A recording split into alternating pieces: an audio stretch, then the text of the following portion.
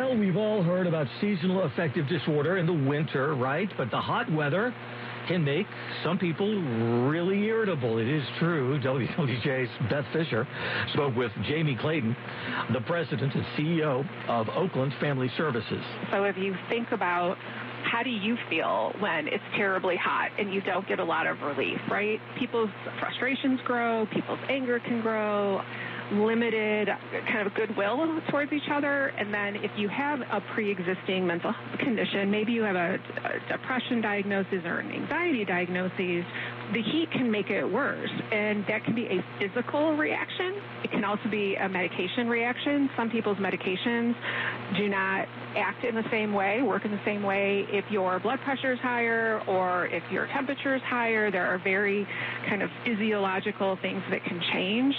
And so it can be very similar to what people describe as the winter blues, but kind of just show itself maybe in slightly different ways in this extreme heat. There's actual research that quote-unquote mental health can be worse in extreme weather.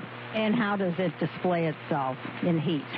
Yeah, so I think it varies based on the person, but I think, again, there will be a increased frustration, maybe less tolerance for circumstances, whether that be shorter fuse or a deeper depression, somewhat, again, like winter blues. Like if you think about it's so hot, I can't go outside, I can't do anything, that can trigger all kinds of feelings of depression, and then also anxiety. Kind of how am I going to manage feeling this way?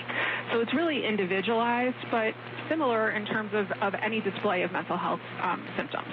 And so what should people do about it if they're having a problem?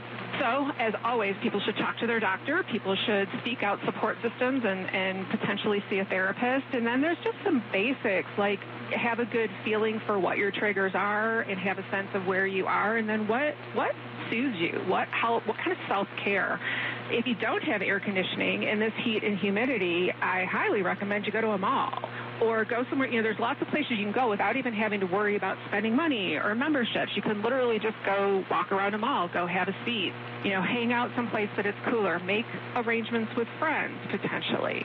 I think really recognizing if you feel triggered by the heat, if you start to sense that your depression's going up, your anxiety, or maybe it's frustrations, what will help you? So the typical things we say for seasonal affective are like, go find a light, sunlight and it is important. This would be kind of contrary in terms of, maybe avoid the heat, can take a shower, take a bath, put on soothing music, do some meditation. What are the things that kind of quote unquote is being talked about a lot right now? Bring the temperature down, both physically and emotionally and mentally. That's Jamie Clayton, the president and CEO of Oakland's Family Services.